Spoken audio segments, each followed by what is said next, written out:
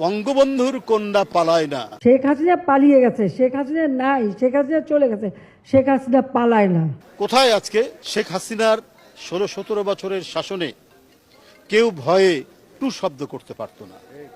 এক ভয়ঙ্কর নিষ্ঠুর দানবীয় শাসনে বাংলাদেশের মানুষ কি পছন্দ করে না করে সেইটার কোনো ধার ধারতেন না। তিনি যা বলতেন সেটাকেই বেদ বাক্য হিসাবে মেনে নিতে হবে, এটাই ছিল শেখ হাসিনার অভিপ্রায়। তিনি সেটাই চেষ্টা করেছেন।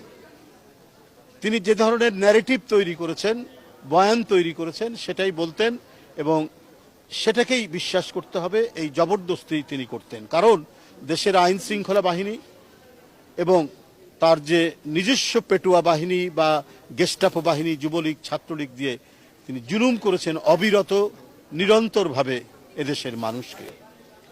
মানুষ